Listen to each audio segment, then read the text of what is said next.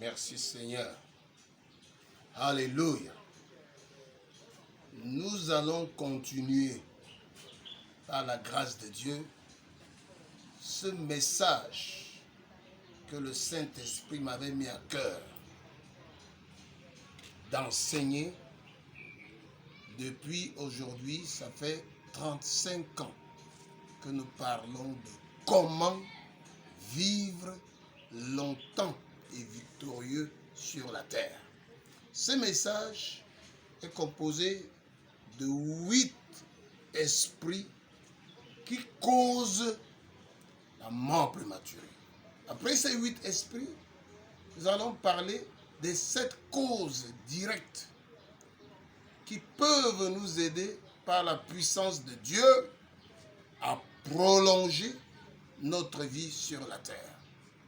Après, nous avons la loi septuple de la récupération des énergies vitales perdues. Bien, aujourd'hui, nous allons parler, par la grâce de Dieu, sur la 3e cause. Parce que nous en avons parlé déjà sur la première et la deuxième. La première, c'est l'incrédulité. La deuxième, c'est l'idolâtrie. Aujourd'hui, nous allons parler d'une cause de la mort prématurée qui est très sérieuse.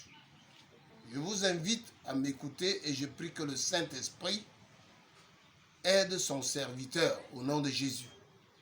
Cette cause, c'est la rébellion. Voyez-vous, quelqu'un peut être désobéissant à la loi de Dieu, à la parole de Dieu, sans toutefois être rebelle. La rébellion, c'est tout autre chose. Et je voudrais que nous comprenions cela. Dieu ne supporte pas la rébellion. Je voudrais lire le 13e verset de 1 Chronique au chapitre 10. Qu'est-ce que le 13e verset de 1 Chronique chapitre 10 nous enseigne? Saül mourut parce qu'il se rendit coupable d'infidélité. Coupable d'infidélité. Pas seulement coupable, pas seulement infidèle, mais coupable d'abord, ensuite de quoi? Pas d'adultère, mais d'infidélité. Écoutez ça, bien-aimé. Oui, bien-aimé, écoutons. Il se rendit donc coupable d'infidélité envers l'Éternel. Je dois vous dire tout de suite, David avait commis un péché grave en prenant Bathsheba. La plupart des chrétiens, nous savons comment cela s'est passé. Je n'ai pas envie d'entrer dans les détails. Bathsheba était la femme d'autrui. Et David a commis l'adultère. Mais curieusement, Dieu va dire, il a trouvé en David quelqu'un dont le cœur est après Dieu. Curieuse façon, mais c'est Dieu. Mais il y a une forte différence entre Saül, qui se rendit coupable d'infidélité, et David, qui avait péché. Maintenant, David avait péché, mais il ne s'est pas rendu coupable d'infidélité. Il avait péché. Il avait été désobéissant. Il a été adultère. Il a même tué Uri, mari de Bathsheba. Mais jusque-là, je n'ai jamais vu dans la Bible comment Dieu a trouvé que David s'était rendu coupable d'infidélité. Aujourd'hui, dans l'Église, parmi les hommes, parmi les chrétiens, il est dangereux de se rendre coupable d'infidélité. Il peut arriver qu'un homme de Dieu pêche, un enfant de Dieu, une servante de Dieu. Il peut arriver qu'on se retrouve quelque part dans l'erreur contre Dieu, contre sa parole. Mais il n'arrive pas toujours que Dieu estime et trouve et juge en disant que un de ses fils s'est rendu coupable d'infidélité. se rendre coupable d'infidélité, il faut l'éviter parce que c'est la rébellion. Écoutez d'abord, il s'est rendu, donc il s'est rendu lui-même. Quelque chose qui devient déjà comme un péché volontaire.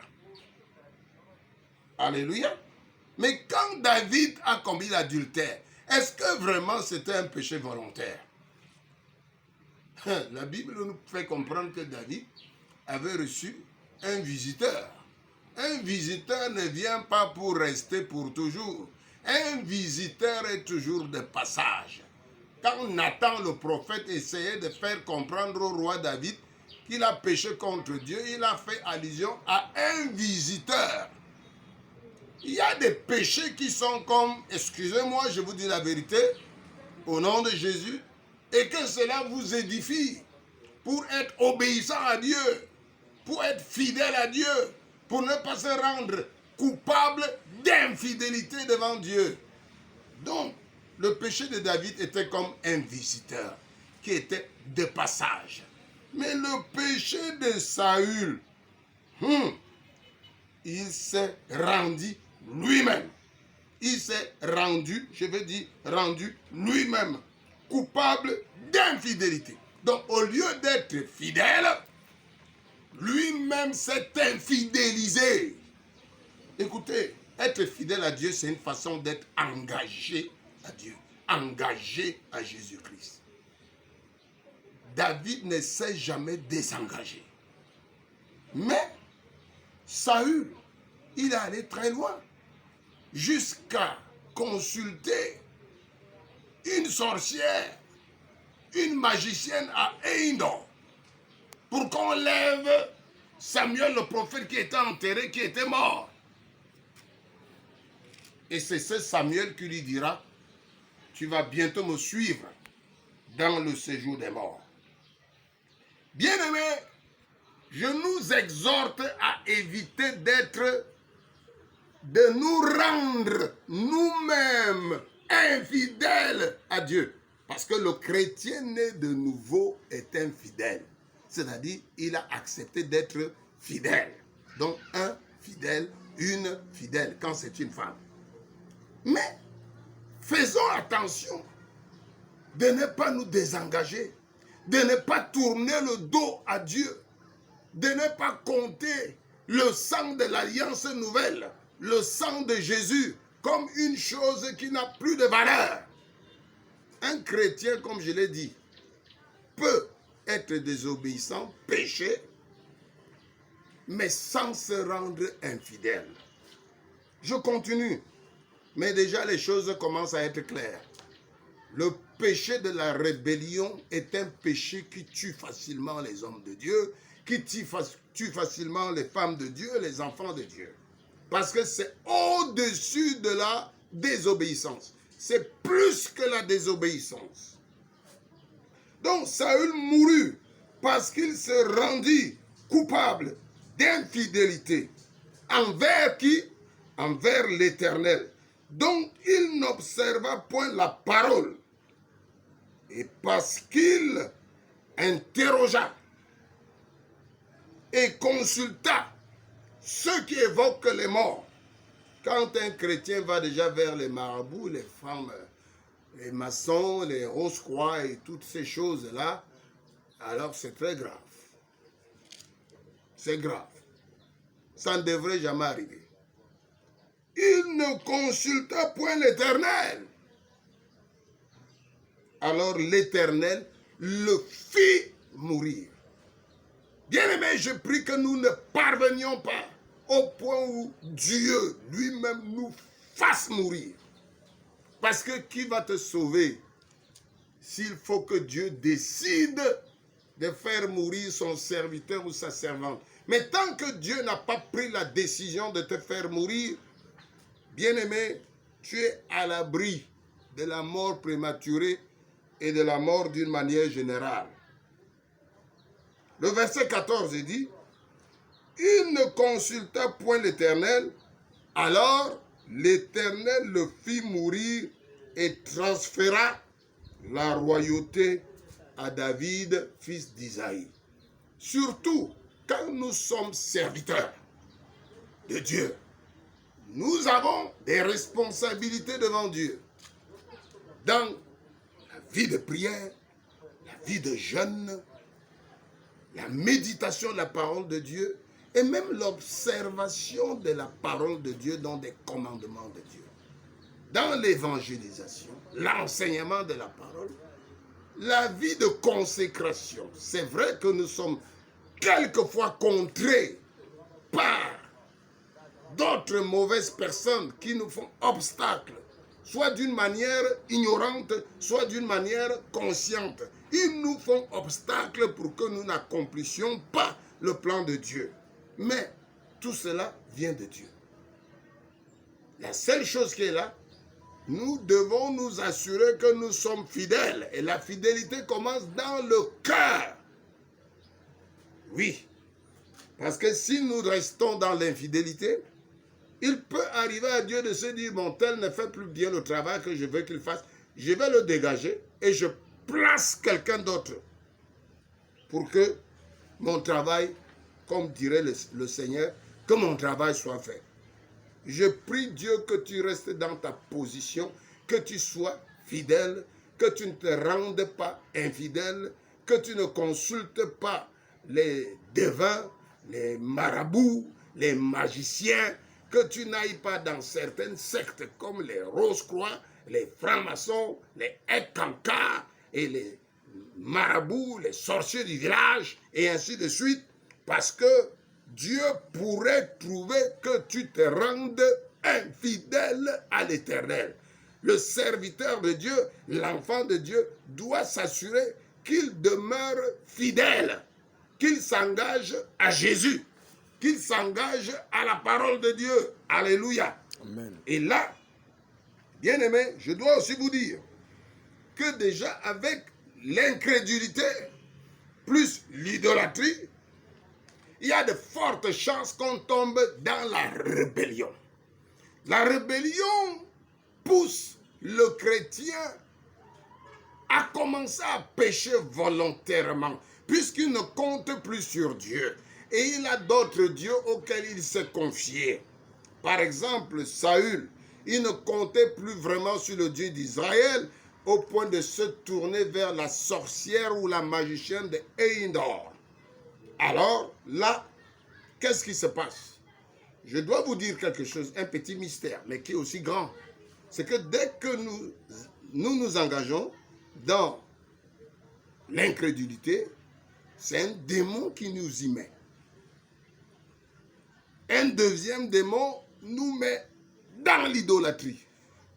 Donc, d'autres dieux se lèvent au fond de nous et qui deviennent plus grands à nos yeux que le vrai Dieu, le Dieu et Père de Jésus-Christ notre Seigneur. Ensuite, voilà, on commence à devenir rebelle, ça devient naturel. Et là, qu'est-ce qui se passe? Je vais vous dire quelque chose. Les défenses du corps.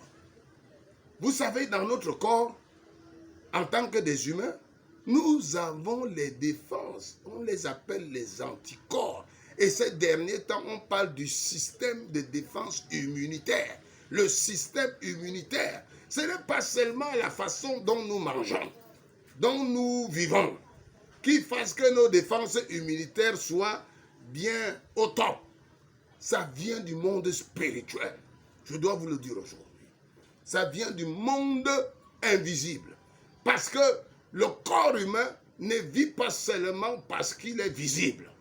La vie du corps humain vient de l'esprit de l'homme.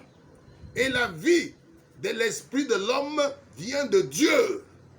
Donc, quand l'esprit de l'homme n'est plus en bon contact, en bonne communion avec Dieu par le Saint-Esprit, il y a des embrouilles qui commencent sur le plan spirituel. Je vais vous lire ça tout à l'heure. Et ces embrouilles vont du côté de l'âme. L'âme, c'est l'esprit du corps, du sang. C'est-à-dire, notre sang qui est dans notre corps. S'il fallait le dégager du corps humain et le mettre de côté quelque part, ce serait un corps rouge. Mais, bon, ce n'est pas possible. Mais c'est la vérité que je vous dis. Le sang ou disons le système sanguin, est un autre corps, différent du corps de chair, du corps de peau, du corps de squelette que nous sommes. C'est différent. Le sang, c'est tout autre chose. Et le sang a pour esprit l'âme. Et le corps humain a pour esprit esprit. Et maintenant, quand le sang circule, il alimente la chair. Et quand la chair est bien alimentée, elle a de fortes chances d'être en bonne santé. Et là, les énergies qui alimentent le corps viennent d'abord et de Dieu lui-même sur le plan spirituel, et passant par l'esprit humain, ensuite ça va dans l'âme humaine, et de l'âme humaine ça va dans le sang. C'est pour ça que la parole de Dieu dit que tu te portes bien comme se porte l'état de ton âme. L'état de ton âme. Quand ton âme est en bon état, ça va influencer ton sang, c'est-à-dire les globules blancs, les globules rouges, et tout cela va faire du bien à ta chair, donc à tes muscles, donc aux organes comme le cœur, le foie, le pancréas, les reins, et tout ça, et le cerveau, tout. Alléluia. Et ça, c'est très important ce que je vous dis là. Et je dois vous dire que quand on devient incrédule, idolâtre, rebelle à la parole de Dieu, rebelle à Dieu, on devient quelqu'un qui consulte à gauche-droite des esprits qui ne sont pas de Dieu, des prophètes qui ne sont pas des prophètes de Dieu, alors là, les défenses même, le système immunitaire commence à céder. Est-ce que vous m'écoutez là? Que Dieu vous bénisse pendant que vous entendez cette parole. Amen. Alléluia. Et pour que vous compreniez cette parole, que je suis en train de particulièrement vous révéler, je voudrais lire la parole de Dieu rapidement dans le livre des Ecclésiastes. Donc, l'Ecclésiaste au chapitre 12. Alléluia. Amen. Je lis à partir du verset 3. Souviens-toi de ton Créateur pendant les jours de ta jeunesse, avant que les mauvais jours arrivent, et que les années s'approchent où tu diras, je n'y prends point de plaisir, avant que s'obscurcisse le soleil. Il y a un soleil en l'homme. Il y a un soleil en nous. Excusez-moi, c'est une petite image assez particulière. Si vous recevez une gifle, wow, vous allez voir des étoiles dans votre tête.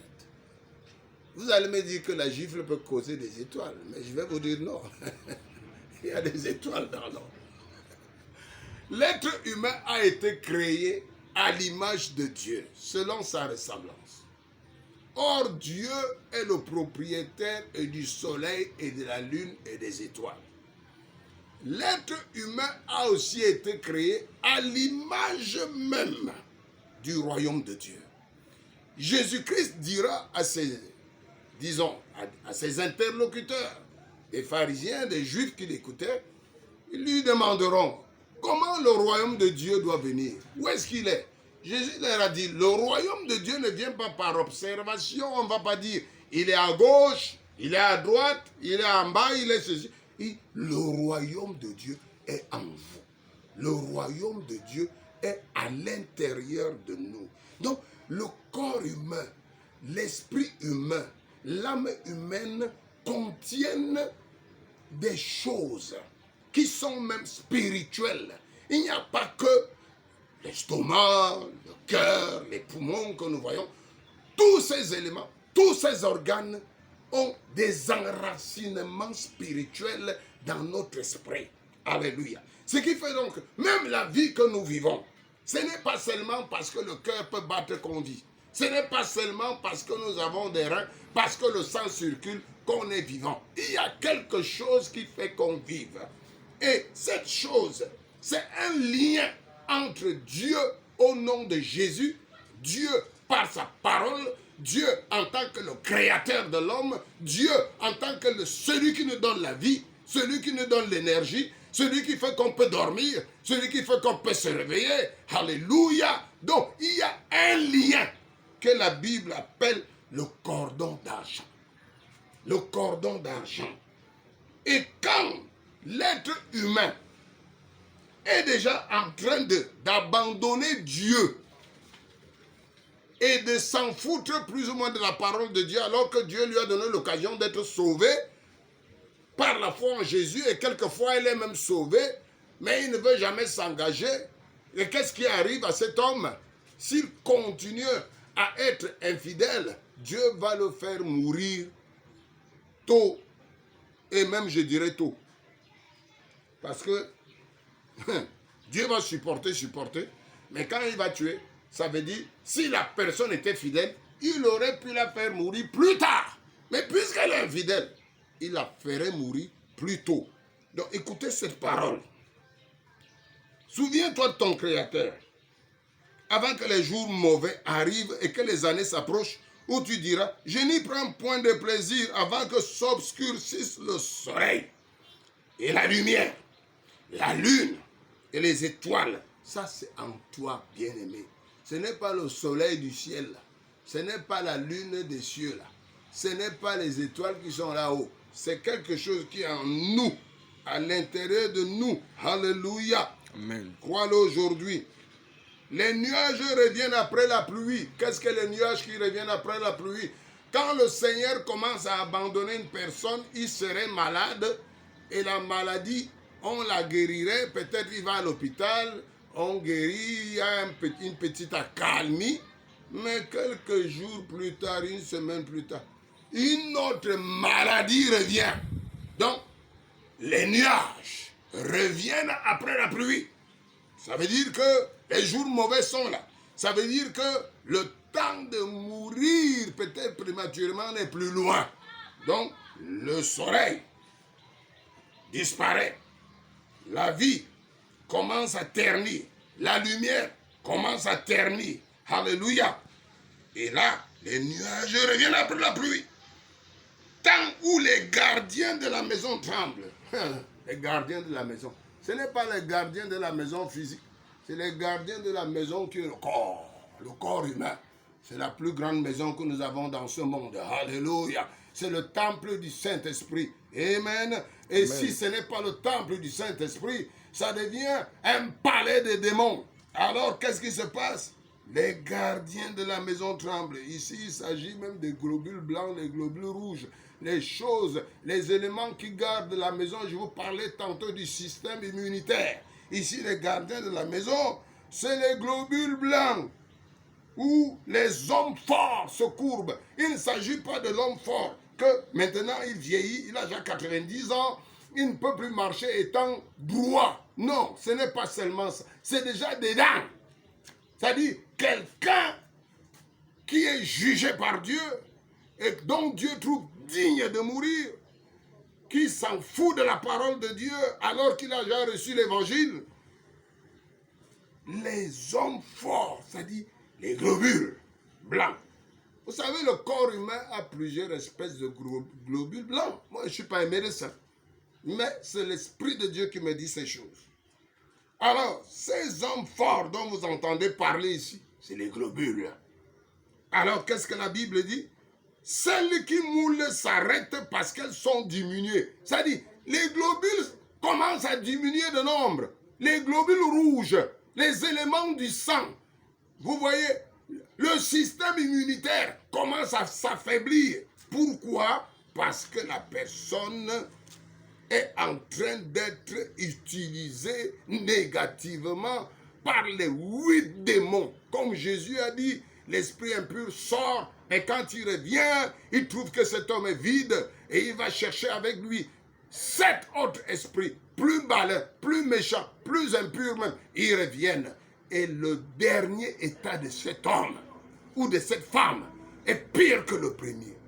Amen. Et c'est cet empirement qui prend place ici. C'est-à-dire, la fin de la vie de l'homme, elle peut être prématurée, elle peut aussi venir d'une manière naturelle. C'est-à-dire, la personne a vécu, elle est fatiguée de vivre, elle a déjà peut-être 90 ans, 95 ans, même 100. Alors, ces éléments prennent place. Alléluia. Comprenez la parole de Dieu. Celles qui moulent s'arrêtent parce qu'elles sont diminuées. Les globules rouges, diminués. Les globules blancs, diminués. Et la Bible dit, où ceux qui regardent par les fenêtres sont obscurcis. Ceux qui regardent par les fenêtres, quelles sont les fenêtres du corps? Nous avons d'abord nos pores. Nous avons les yeux, nous avons les narines, nous avons les oreilles. Dans le trou des oreilles, nous avons le trou de la bouche. Et le reste des choses qui sont comme des oreilles. Ou bien, je vais dire, des trous, des fenêtres. Elles commencent à s'obscurcir. C'est-à-dire, elles n'ont plus la force. La force commence à diminuer. Même si on a seulement 30 ans, 40 ans. Alors que je vous ai dit, et c'est la parole de Dieu qui dit, dans Psaume 90, que le nombre de nos jours est de 70 ans, et pour les plus robustes, 80 ans et plus. Et Dieu lui-même avait dit que les jours de l'homme seront de 120 ans. Croyons en Jésus-Christ, croyons en Dieu. Que nous ne soyons point rebelles. Amen. Alléluia. Au nom de Jésus. Et la parole de Dieu dit, donc, où les deux battants de la porte se ferment sur la rue quand ça baisse le bruit de la meule. Les portes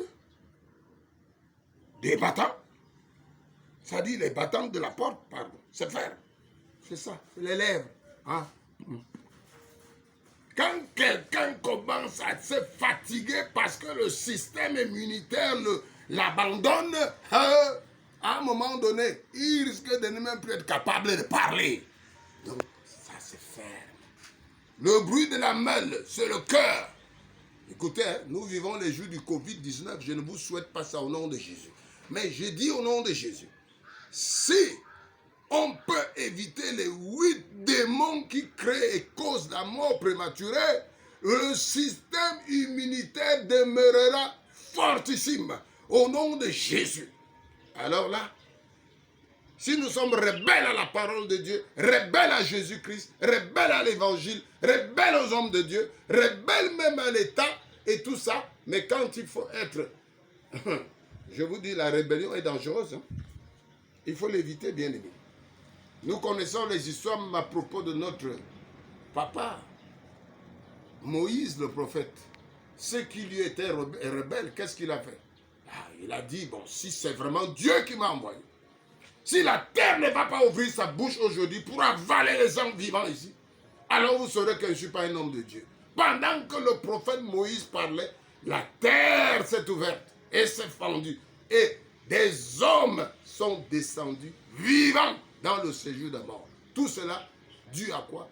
La rébellion. Évitons d'être rebelles. Alléluia. Amen. Donc, la parole de Dieu continue. Où l'on se lève au chant de l'oiseau. C'est-à-dire, il y a quelque chose à l'intérieur de l'homme qui se lève au chant de l'oiseau. Un oiseau, Dieu seul connaît d'où il vient, mais ça vient du monde spirituel. Quand les gens meurent, même s'ils meurent subitement, ils voient des choses, hein? Ils voient des choses. Je prie que ça ne t'arrive pas aujourd'hui, bien-aimé. Je prie que ça ne t'arrive pas aujourd'hui et que ça ne t'arrive pas de la mauvaise façon. Il faut savoir que tu es vivant au nom de Jésus. Il faut être obéissant à la parole de Dieu. Il faut être fidèle à Jésus autant que tu peux. Si tu chutes, si tu tombes, relève-toi et continue la marche et la grâce de Dieu sera avec toi pour toujours. Alléluia. Amen. Que le Seigneur te bénisse. Mais je dois continuer. D'ici quelques minutes, là, j'aurai fini. Donc, la parole de Dieu dit, où l'on s'élève au chant de l'oiseau, où s'affaiblissent toutes les filles du champ, toutes les filles, c'est-à-dire les énergies qui sont à l'intérieur de l'homme, commencent à s'affaiblir. Où l'on redoute ce qui est rêvé. Tout le monde qui meurt dans ce monde, à la dernière minute, ils sont obligés de penser à Dieu. On redoute ce qui est élevé. On redoute le grand Dieu des cieux. Au lieu donc d'attendre le temps où on est rebelle pour redouter Dieu, commence à le redouter maintenant. Commence à craindre Dieu aujourd'hui. Reçois le Seigneur Jésus et apprends à connaître sa parole. Alléluia. On redoute donc ce qui est élevé, où l'on a des terreurs en chemin. C'est-à-dire, quand les gens meurent, ils ont des terreurs en chemin, puisqu'ils vont dans le monde spirituel. Certains vont à Dieu, ce qui est merveilleux, et certains vont au diable, certains vont en enfer. Je ne vous le souhaite pas. Au nom de Jésus. Alléluia. Bon, je termine. On redoute ce qui est élevé. L'on a des terreurs en chemin. L'amandieu fleurit. La sauterelle devient pesante. La sauterelle, c'est quoi? C'est le corps humain. Curieusement, même les gens les plus minces ou les plus maigres, même amaigris par la maladie, quand il faut porter l'enveloppe charnelle, excusez-moi ce langage, hein, mais ne craignez rien. Tout ça, c'est la parole de Dieu. Quand il faut porter l'enveloppe charnelle, ce qu'on appelle le corps ou bien le cadavre, ça devient pesant. Ça devient lourd. Pourquoi? La Bible dit, la sauterelle devient pesante. Oui. Et quelquefois, il y a les gens qui le sentent même avant de mourir. Ils sentent eux-mêmes devenir pesants. Et où la capre n'a plus d'effet. Car l'homme s'en va vers sa demeure éternelle. Je prie que ce ne soit pas le temps d'y aller. Surtout quand il s'agit d'avoir été incrédule, idolâtre, rebelle. Et puis la sentence du Tout-Puissant descend, comme la Bible dit, que Saül mourut parce qu'il s'est rendu infidèle à Dieu. Il se rendit coupable d'infidélité. Bien-aimé, que le Seigneur nous délivre du péché volontaire. Il y a beaucoup de choses à dire à propos de la rébellion. Mais on ne peut pas dire tout maintenant. Mais je voudrais que vous compreniez, bien-aimés, certaines choses. Donc la Bible dit, l'homme s'en va à sa demeure éternelle et les pleureurs parcourent les rues. Les pleureurs ici, c'est ce qui est dedans.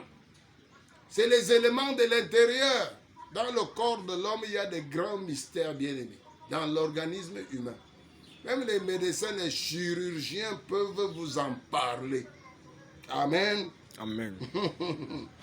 Les pleureurs parcourent les rues avant que le cordon d'argent se détache. Il y a un cordon d'argent. Il y a quelque chose qui nous attache à la vie. Et c'est ce que je veux que vous compreniez. Et quand nous sommes incrédules, idolâtres, rebelles, plus les autres 5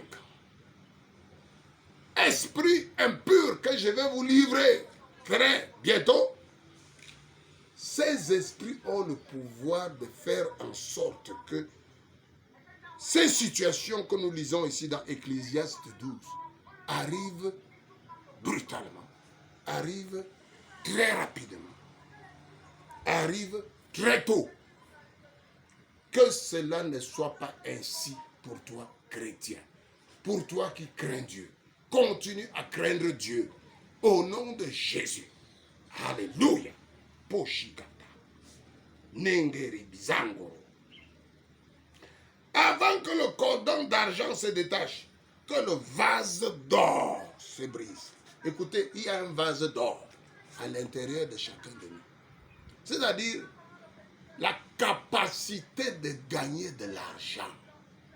Elle est dans l'homme. Quand Dieu disait, faisons l'homme à notre image, selon notre ressemblance, afin qu'il domine. Il y a un esprit de domination dans l'homme. Cet esprit, c'est l'esprit du pouvoir d'achat. C'est un esprit qui peut nous amener à avoir des honneurs avec Dieu, à avoir même la gloire avec Dieu, à avoir les bonnes choses. Parce qu'il y a en nous un vase d'or. Un vase d'or. Je dois faire une parenthèse. Quelquefois, quand on tue les gens dans le Congo ou dans ce qu'on appelle le Famla, ce qu'on veut reprendre en eux, on prend leur corps, on le perd. Ils enlèvent des éléments parmi lesquels le vase d'or. Le vase d'or. Que Dieu nous bénisse. Que le Saint-Esprit nous garde. Que l'ange de l'Éternel garde notre corps. Alléluia. Donc le vase d'or se brise avant que le seau se rompe sur la source et que la roue se casse sur la citerne. La citerne, c'est là-bas dedans. C'est dans le ventre de chacun. Alléluia. Et il est bon de prier, de jeûner. Il est bon de méditer la parole. Koshi, Makashi, Koshilaki, Ponkoluya. Il est bon de savoir qu'il y a les eaux vives qui doivent couler dans ton sein, comme a dit Jésus. Amen. Amen. Et comme ça, avant que la poussière ne retourne à la terre. Vous voyez donc, avant que la poussière, dont le corps de poussière, ne retourne à la terre, il y a un certain nombre de choses qui doivent prendre place. Ne permettez pas qu'il y ait une précipitation. Parce qu'avec des hommes comme Saül, quand Dieu le fit mourir, ça veut dire Dieu fit faire une précipitation. Mais au nom de Jésus, craignons Dieu. Craignons la parole de Dieu. Craignons le Saint-Esprit. Craignons Jésus-Christ de Nazareth. Obéissons à sa parole. Prions, jeûnons. Soyons humbles devant Dieu. Payons nos dîmes. Soutenons l'œuvre de Dieu. Et Dieu va prolonger et tenir à sa promesse de prolonger nos vies sur cette terre. Pour sa gloire. Au nom de Jésus-Christ, j'ai dit Amen. Soyez bénis.